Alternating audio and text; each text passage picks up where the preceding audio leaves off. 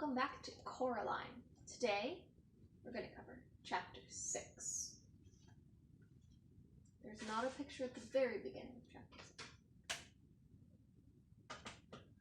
Coraline was woken by the mid-morning sun, full on her face.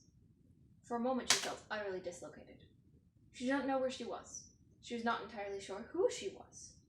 It is astonishing just how much of what we are can be tied to the beds we wake up in the morning, and it is astonishing how fragile that can be. Sometimes Coraline would forget who she was while she was daydreaming that she was exploring the Arctic, or the Amazon rainforest, or darkest Africa. And it was not until someone tapped her on the shoulder or said her name that Coraline would come back from a million miles away with a start, and all in a fraction of a second have to remember who she was and what her name was, and that she was even there at all.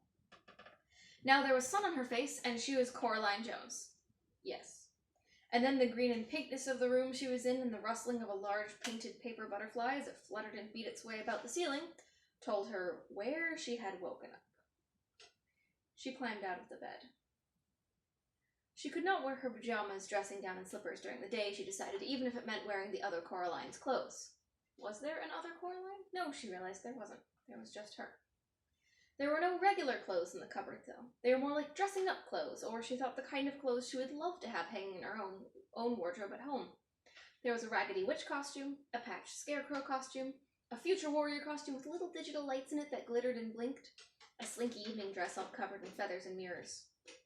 Finally, in a drawer, she found a pair of black jeans that seemed to be made of velvet night, and a gray sweater the color of thick smoke with faint and tiny stars in the fabric which twinkled.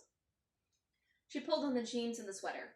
Then she put on a pair of bright orange boots she found at the bottom of the cupboard. She took her last apple out of the pocket of her dressing gown, and then took from the same pocket the stone with the hole in it. She put the stone into the pocket of her jeans, and it was as if her head had cleared a little, as if she had come out of some sort of a fog. The chapter picture is actually on this page. It's right here. Yeah, I know. It's pretty spooky. She went into the kitchen, but it was deserted. Still, she was sure that there was someone in the flat. She walked down the hall until she reached her father's study and discovered that it was occupied. "Where's the other mother?" she asked the other father. He was sitting in the study at a desk which looked just like her father's, but he was not doing anything at all, not even reading gardening catalogs as her own father did when he was only pretending to be working. "Out," he told her, "fixing the doors. There are some vermin problems." He seemed pleased to have somebody to talk to. "The rats, you mean?" "No, the rats are our friends. This is the other kind. Big black fellow with his tail high." "The cat, you mean?" "That's the one," said her other father. He looked less like her true father today. There was something slightly vague about his face, like bread dough that had begun to rise, smoothing out the bumps and cracks and depressions. "Really, I mustn't talk to you when she's not here," he said, "but don't you worry. She won't be gone often. I shall demonstrate our tender hospitality to you such that you will not even think about ever going back." He closed his mouth and folded his hands in his lap. "So what am I to do now?" asked Coraline. The other father pointed to his lips. "Silence." "If you won't even talk to me," said Coraline, "I'm going exploring." "No point," said the other father. "There isn't any rubber here. This is all she made. The house, the grounds, and the people in the house. She made it and she waited." Then he looked embarrassed, and he put one finger to his lips again, as if he had just said too much. Coraline walked out of his study. She went into the drawing room, over to the old door, and she pulled it, rattled, and shook it. No, it was locked fast, and the other mother had the key. She looked around the room. It was so familiar. That was what made it feel so truly strange. Everything was exactly the same as she remembered. There was all her grandmother's strange-smelling furniture. There was a painting of the bowl of fruit, a bunch of grapes, 2 plums, a peach, and an apple, hanging on the wall. There was the low wooden table with the lion's feet, and the empty fireplace, which seemed to suck heat from the room. But there was something else, something she did not remember seeing before. A ball of glass up on the mantelpiece. She went over to the fireplace, went up on tiptoes, and lifted it down. It was a snow globe with 2 little people in it. Coraline shook it and set the snow flying, with white snow that glittered as it tumbled through the water. Then she put the snow globe back on the mantelpiece and carried on looking for her true parents and for a way out. She went out of the flat, past the flashing lights door, behind which the other Mrs. Spink and Forcible performed their show forever, and she went off into the woods. Where Coraline came from, once you were through the patch of trees, you saw nothing but the meadow and the old tennis court. In this place, the woods went on farther, the trees becoming cruder and less tree-like the farther you went. Pretty soon they seemed very approximate, like the idea of trees. A grayish-brown trunk below, a greenish splodge of something that might have been a tree, leaves above. Coraline wondered if the other mother wasn't interested in trees, or if she just hadn't bothered with this bit properly because nobody was expected to come out this far. She kept walking, and then the mist began. It was not damp, like a normal fog or mist. It was not cold, and it was not warm. It felt to Coraline like she was walking into nothing. I'm an explorer, thought Coraline to herself, and I need all the ways out of here that I can get. So I shall keep walking. The world she was walking through was a pale nothingness, like a blank sheet of paper or an enormous empty white room. It had no temperature, no smell, no texture, and no taste. It certainly isn't mist, thought Coraline, although she did not know what it was. For a moment she wondered if she might not have gone blind. But no, she could see herself plain as day. But there was no ground beneath her feet, just a misty, milky whiteness. And what do you think you're doing? Said a shape to one side of her. It took a few moments for her eyes to focus on it properly. She thought it might be some kind of a lion at first, some distance away from her. And then she thought it might be a mouse close beside her. And then she knew what it was. I'm exploring, Coraline told the cat. Its fur stood straight out from its body, and its eyes were wide, while its tail was down between its legs. It did not look a happy cat. Bad place, said the cat, if you want to call it a place, which I don't. What are you doing here? I'm exploring. Nothing to find here, said the cat. This is just the outside, the part of the place she hasn't bothered to create. She? The one who says she's your other mother, said the cat. What is she? Asked Coraline. The cat did not answer, just padded through the pale mist beside Coraline. A shape began to appear in front of them, something high and towering and dark. You were wrong, she told the cat. There is something there.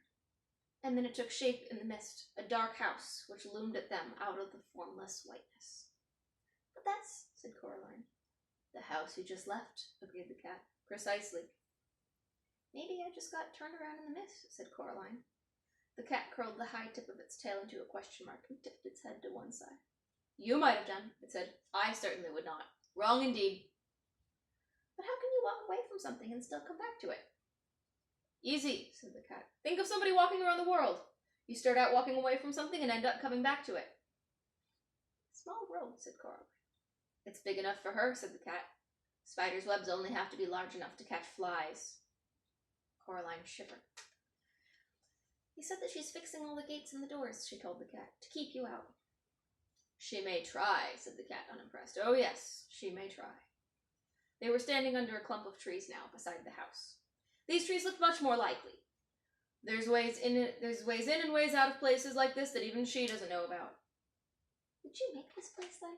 Asked Coraline. Made it, found it. What's the difference? Asked the cat. Either way, she's had it a very long time. Hang on. And it gave a shiver and a leap, and before Coraline could blink, the cat was sitting with its paw holding down a big black rat. It's not that I like rats at the best of times, said the cat conversationally, as if nothing had happened, but the rats in this place are all spies for her. She uses them as her eyes and hands, and with that the cat let the rat go. It ran several feet, and then the cat with one bound was upon it, batting it hard with one sharp clawed paw, while with the other paw it held the rat down. I love this bit, said the cat happily. Want to see me do that again? No, said Coraline. Why do you do it? You're torturing it. Said the cat. It let the rat go. The rat stumbled, dazed for a few steps, and then it began to run. With a blow of its paw, the cat knocked the rat into the air and caught it in its mouth.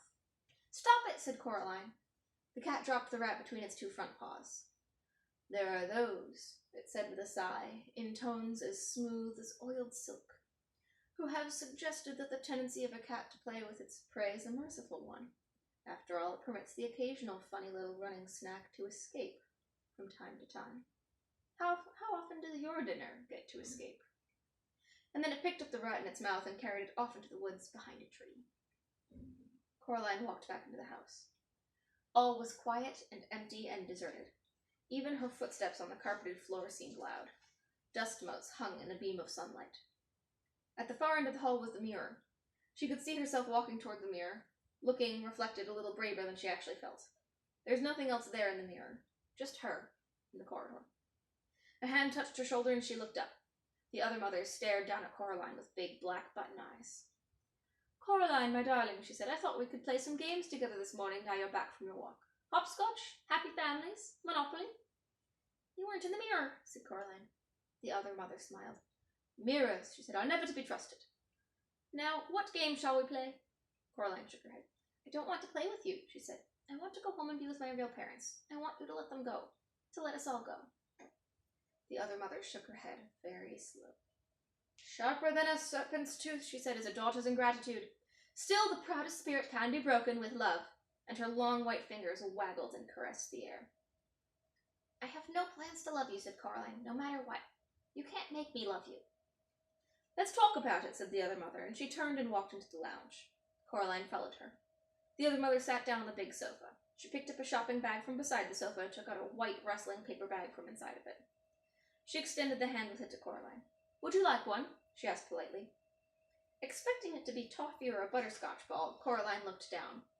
The bag was half filled with large, shiny black beetles, crawling over each other in their efforts to get out of the bag. No, said Coraline, I don't want one. Suit yourself, said her other mother. She carefully picked out a particularly large and black beetle, pulled off its legs, which she dropped neatly into a big glass ashtray on the small table beside the sofa, and popped the beetle into her mouth. She crunched happily. Yum, she said, and took another. You're sick, said Coraline, sick and evil and weird. Is that any way to talk to your mother? Her other mother asked, with her mouth full of black beetles. You aren't my mother, said Coraline. Her other mother ignored this. Now, I think you're a little overexcited, Coraline. Perhaps this afternoon you could do a little embroidery together or some watercolour painting. Then dinner, and then if you've been good, you may play with the rats a little before bed. Then I shall read you a story and tuck you in and kiss you good night. Her long white fingers fluttered gently, like a tired butterfly, and Coraline shivered. No, said Coraline. The other mother sat on the sofa. Her mouth was set in a line, her lips were pursed. She popped another black beetle into her mouth, and then another, like someone with a bag of chocolate-covered raisins. Her big black button eyes stared into Coraline's hazel eyes. Her shiny black hair twined and twisted about her neck and shoulders, as if it were blowing in some wind that Coraline could not touch or feel. They stared at each other for over a minute. Then the other mother said, Manners! She folded the white paper bag carefully so no black beetles could escape, and she placed it back in the shopping bag. Then she stood up and up and up. She seemed taller than Coraline remembered. She reached into her apron pocket and pulled out first the black door key, which she frowned at and tossed into her shopping bag, then a tiny silver-colored key. She held it up triumphantly. There we are, she said. This is for you, Coraline, for your own good, because I love you, to teach you manners. Manners maketh man, after all. She pulled Coraline back into the hallway and advanced upon the mirror at the end of the hall. Then she pushed the tiny key into the fabric of the mirror, and she twisted it. It opened like a door, revealing a dark space behind it. You may come out when you've learned your manners. Learn some manners, said the other mother, and when you're ready to be a loving daughter. She picked Coraline up and pushed her into the dim space behind the mirror. A fragment of beetle was sticking to her lower lip, and there was no expression at all in her black button eyes. Then she swung the mirror door closed and left Coraline in darkness. Okay, we will pick back up again with chapter 7, and it is only going to get creepier from here. So if it's too scary now, feel free to not watch further.